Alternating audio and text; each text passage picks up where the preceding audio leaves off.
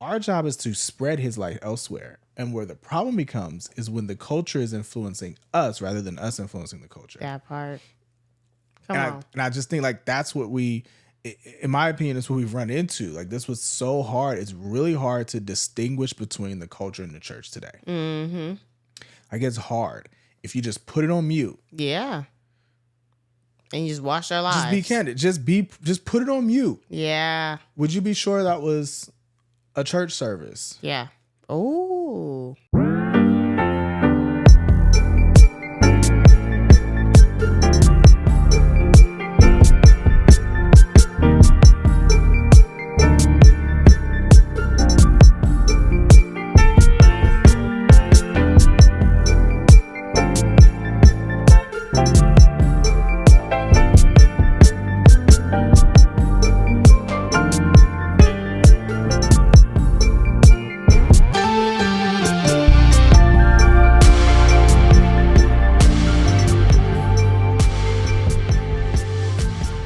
Yo, welcome back to the Vibes Daily Podcast. It is day 233 of our year-long series we have titled Devoted, as we are journeying through the entire Bible from cover to cover.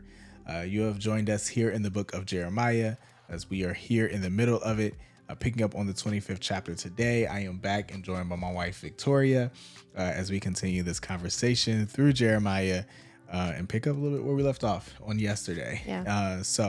Left off at 24, there was a vision that God has given Jeremiah about these good figs and these bad figs, pretty much referring to the land of Judah.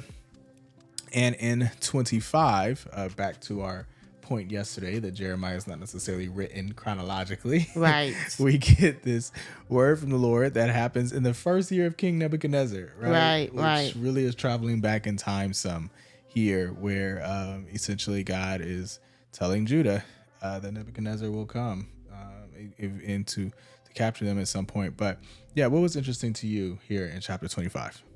Yeah, I think the first thing that stuck out was that same verse in verse 3 was like, for 23 years now, Jeremiah has been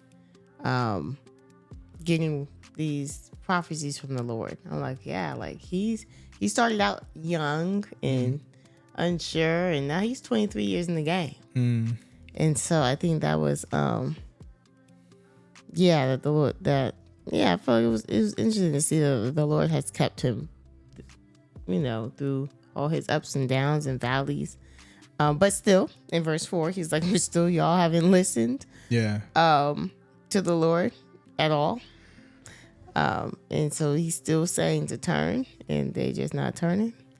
But yeah, that was one of them. And then I think probably the other thing that jumped out was in verse 11, where he is saying exactly 70 years that they'll be in captivity in Babylon.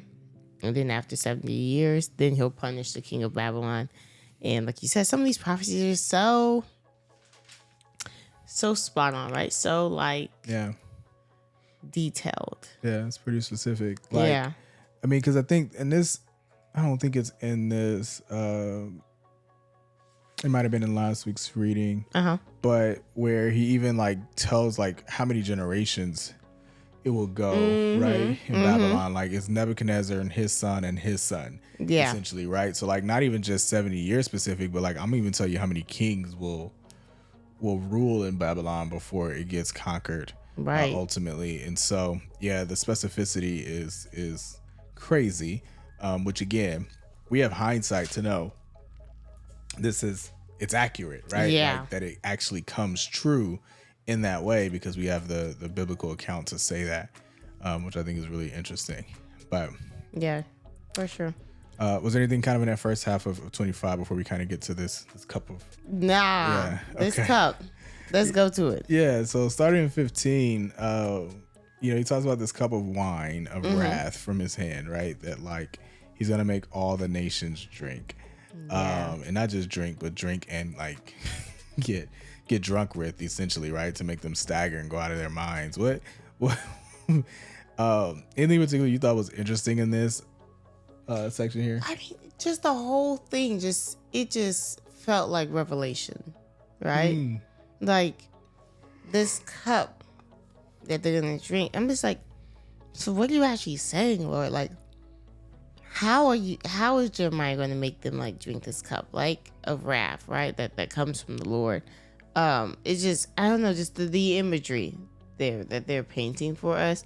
Even though in 27, he's like, drink, be drunk and vomit, fall and rise no more. Because the sword that I'm sending you. I'm just like, wow, like he is. And then he names them. I think that's what. Yeah, that's I was gonna say, like, starting at 19, right? Like he has Pharaoh, king of Egypt. He has all the kings of Uz. Like he just goes in specifically. And then I think the last part too, finally the king of Shishak, which is actually Babylon, right? So it's a reference to Babylon.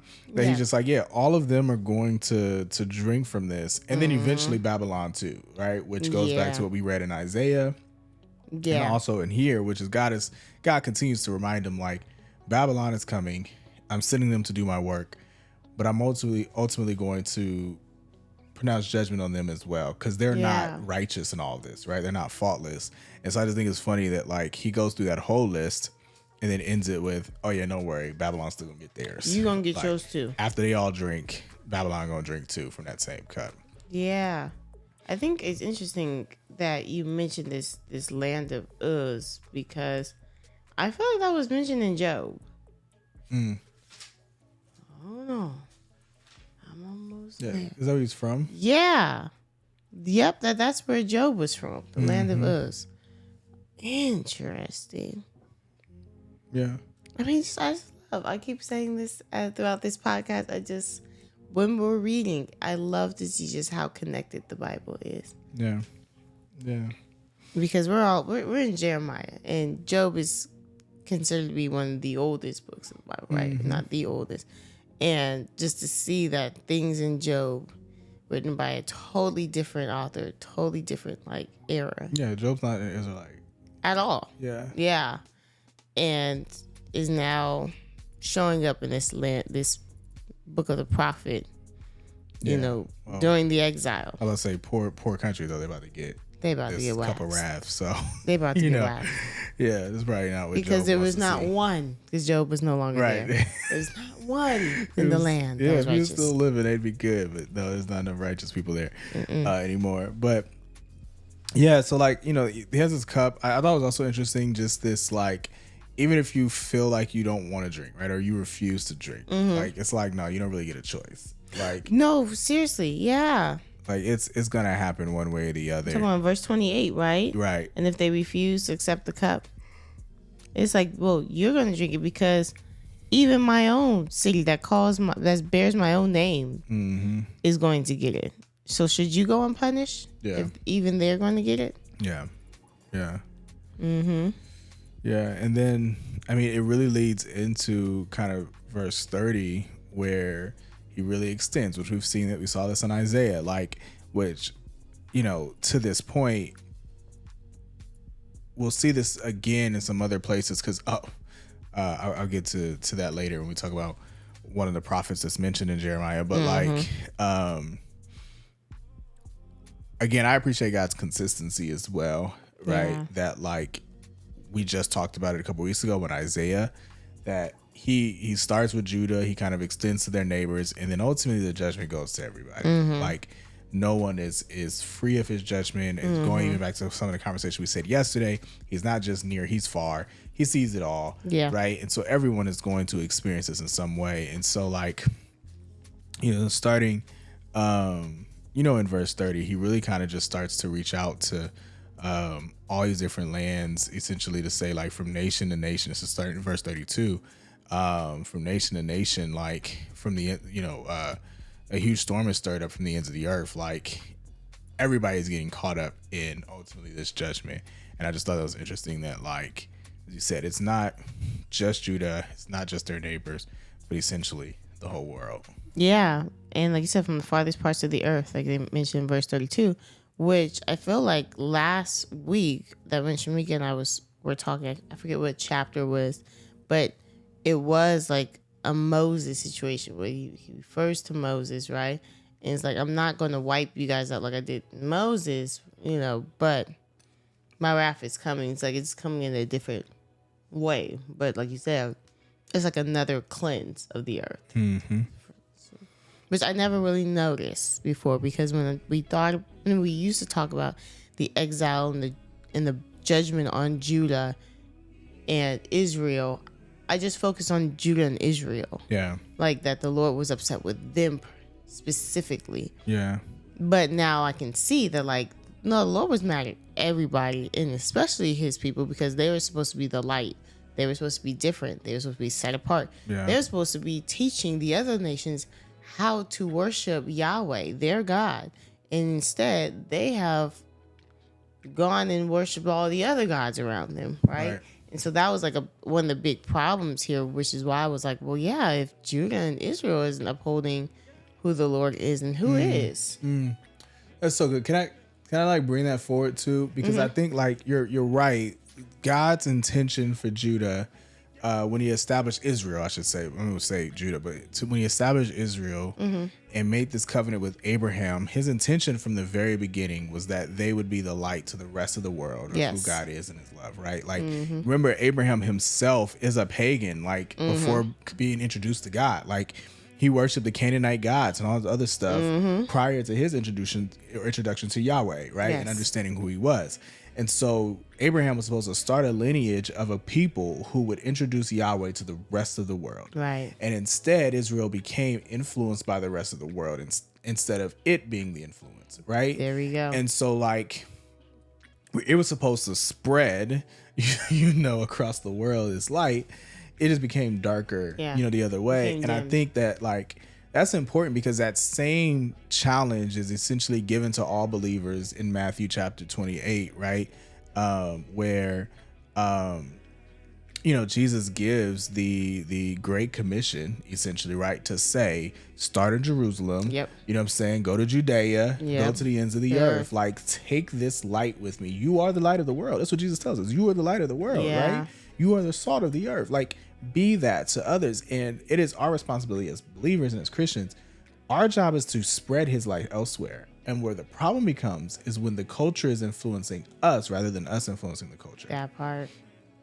And I just think, like, that's what in my opinion, is what we've run into. Like, this was so hard. It's really hard to distinguish between the culture and the church today. Mm-hmm. Like, it's hard. If you just put it on mute. Yeah. And you just watch our lives. Just be candid. Just put it on mute. Yeah. Would you be sure that was a church service? Yeah. Oh, that's interesting. Right? Like, I can't distinguish it. If you just played the music half the time and maybe took the words out of it, right? Yeah. Like, and I'm not saying, again, hear my heart, like, this is not a shot against, like, any type. I am a huge fan of Christian hip hop, Christian R&B. It's all I listen to. We you know love what I'm saying, right? Like, shout out to CHH, like, and I'm not gonna name people, but, like, I love it. So I get that, but there's a difference to me between, again, still allowing that. I can tell, this is personally, the artist who they're busy trying to keep up with what's hot out there. Yeah. Right? Versus carving their own lane and just making, being who the God has called them to be. Mm-hmm. Like, there's a difference between that. And I think that's the issue that Israel ran into. It's an issue that we can all run into. Mm-hmm. I think is what God is still cautioning us against is don't allow the world and the culture influence us when essentially we should be the influence of them. Yeah. Because I don't want the Lord to look down and be like, listen, I'm going to have to punish you, Victoria. Yeah. Because I've come to you time and time again and asked you to live a certain way or be a certain way, and you're not doing it. Yeah. And asked you, meaning you've read that scripture time and time again, and you just looked at it and thought it was just somebody else. Yeah. Yeah. That's so good, though. Yeah. Well, let's go to 26. Mm-hmm. So in 26, it's we kind of get back to that assignment that Jeremiah has, this difficult season that he's going to be in, or he is in a lot of ways already. But like, he has to go into the temple and declare on behalf of the Lord to repent, right? And this ultimately gets him arrested. Yeah. And this goes back to, and we can take this chapter kind of together as a whole, but because like ultimately, like just to give context, right? He goes before the temple, he makes a prophecy, or he declares a prophecy that the Lord says. He gets arrested, and ultimately, people want to give him the death sentence. They want him to die. And what I referred to earlier in our conversation is that there's this other prophet, Uriah, right? Yeah. Who also makes a similar prophecy. And he is put to death. Yeah. Right? So like Jeremiah and Uriah both declare the same thing, right? They both declare that there's judgment coming to Judah, right? They both say, repent now, there's judgment. But there was favor on Jeremiah from Ahikam, Yes. who ultimately spares his life and allows him to not die, right? So that's kind of like a quick summary of it. But I don't know what jumped out to you about this chapter. I want to talk about Uriah in a little bit, but Yeah, and like I say, I don't know if Uriah came before or after Jeremiah. Does it say? Like, they know of this Uriah, right? So are they referring to him? So did he come before? But all I'm saying is, like, we've seen this before, that this doesn't go well for prophets. And like you said before, being a prophet in this day was not something that you sought to be, or like you even boasted about at Right. the time, because you had to bring this tough word to high officials, right? Yeah. Like, you weren't just prophesying to one or two people on the street. Like, you were generally being asked to go to the palace and speak to the king, Yep. or go to the temple, like you said, in front of the priests and the prophets. And at this time, he's going to be before the priests and the prophets, and it's the church folk. It's the priests and the prophets who are looking at him like, yeah. I'm putting you to death. And it is the common people and the officials of the king's courts that are just like, hold on, wait a minute. Like, I'm not sure about this. And so I think that even just speaks to the hardness of the hearts of the priests and the prophets, that if he is telling you that you are outside of God's will, that the first place that they went to was external, of like how I can get Jeremiah for what he's saying, instead of looking inside. There was like no humility there. Yeah. We're like, I'm not looking inwardly and saying, hey, I don't really like what this truth that you're trying to tell me. Right. But like, is there any truth in that? For sure. Like, is there anything in me that is like, oh, you're right. Yep. When I look at these scrolls, Yeah. I'm not following these laws. Yeah. Right. But instead, they're like, I'm just gonna put him to death Yeah, because I mean, he's saying stuff I don't like. Yeah, it's like just like us to be more mad at like the person who corrects us than we are at the actual correction, right? Like or just like aware of it. Like that's just like us. That like, who are you to tell me I'm doing whatever it is, right? Like that we just automatically become offended simply because someone told us we're wrong. Yep. And we're out of place. Yeah. Right. And I think to your point, like there's a level of ownership we must take and openness we must take to being corrected. Like that is just as important, right? As actually correction. And I think to your point, like, yeah, it's interesting because it's so like seems like such a preview to what Jesus will ultimately, run into, right? Where he will also, the people he butts heads with, the people who he really has issues with, the people that ultimately put him to death, are the priests and the people, the Pharisees, the Sadducees, right? The leaders in the church. And so I don't know, like to me, there was this chapter itself just really stuck out to me. I so many different things because like to your point, there's that message. And I think there is that reflection of like, if I am a prophet, quote unquote, right? Like I'm also quote, if I am a prophet, I think one of the like, tests I could even like, place on myself to kind of understand what God is I might want to see, am I popular? Like, because if I am, maybe I'm not prophesying the words of the Lord. If people following me and they love me and like they donate into my ministry and like I am like, flourishing and prospering, I may not be a prophet of the Lord. It's not even prophet. It's not like I'm just going through Jeremiah, Isaiah, Elijah, Elisha. Like, I mean, we could just go through them cats that we actually know their stories. They were not living these welcomed and celebrated lives. You know what I'm saying? Like Yeah. maybe Samuel. Like people like them some Samuel. They did like some. You Samuel. know- I don't know how he lived, but like in terms of like his housing and stuff like that. Right. But they were at least fond of him. Yeah, people you know were what I'm fond of saying? him. But like in general, prophets they're not pretty. They're not usually that popular. Uriah just died. Which was the other thing. Like, who gave the same message, mind you. Same thing. That's the piece that like I so much respect for Jeremiah. Yeah. 'Cause To that's hard. know this, to know that people who came before you, or even at the same time, we don't get a timeline of when Uriah is, but who is giving that same message, Yeah. died. Yep. The courage, man, to say like, no, this is still the right thing to say, Yeah. and I'm gonna say it despite the fact that I will not be received well by my people. Yeah, I mean, because he even says that, like, listen, as for me, like, do what you want to me. Like, I said what I have to say. Yes, I'm saying what I have to say. I'm saying what he I said. said, but as for me, behold, I am in your hands. Do what seems good and right to you. Yeah. This is verse 14. Right. Wow. Go ahead. Kill me if you need to. The boldness and the courage that you have to say, like, to have to say that. To say, well, the Lord sent me to prophesy against this house and the city and all the words you've heard. Now, therefore, amend your ways and your deeds. Do what you need to do, right? Get your affairs in order, right? Obey the voice of the Lord. And then the Lord will relent. But listen, as for me, I'm in your hands. Do what you got to do with me. Yeah. Because only know for certain that if you put me to death, you will bring innocent blood upon yourselves and upon the city. And I do love that the officials and the people paused and was like, pause. I mean, they started with Micah, Yep. right? Yes. And this is the same. Yeah, this is the same Micah Yeah. that we have his book too. Like Micah came and said the same thing, Yep. To Hezekiah, and Hezekiah repented. and Hezekiah repented, Hezekiah listened.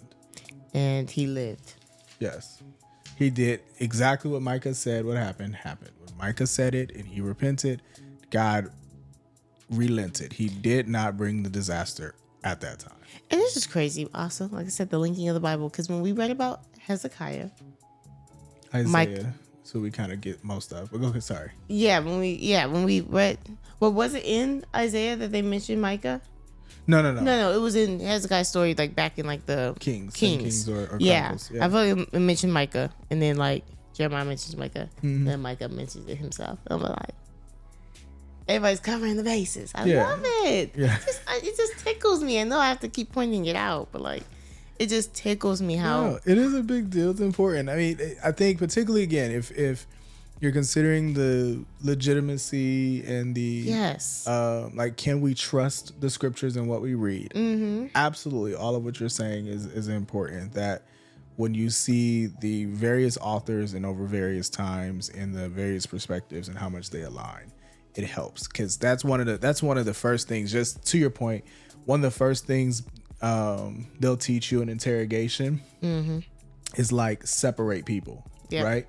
Because you'll find quickly that like if people all give you the same story, like with like very similar, you could tell they talked about it first, right? They kind of made it up, but they'll usually there'll be holes in all their stories if you separate them. Now, if you put them together, they'll come up with a story together. Yeah. Figure it out, right?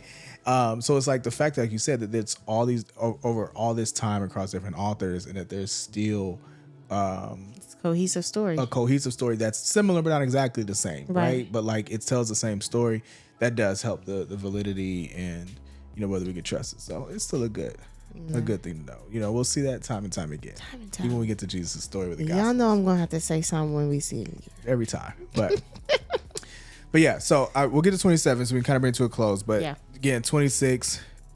Just to, we talked about the last thing that I think it just loved was, as you said, that Micah says it, Uriah says it. There's this consistent message, and I just appreciate Jeremiah's like willingness and bravery, ultimately to stand up to those things, but also just seeing God's favor on him, that he ultimately gets protected. And I don't think, to be clear, I don't think Jeremiah was any more favored by the Lord than Uriah or Micah. You know what I'm saying?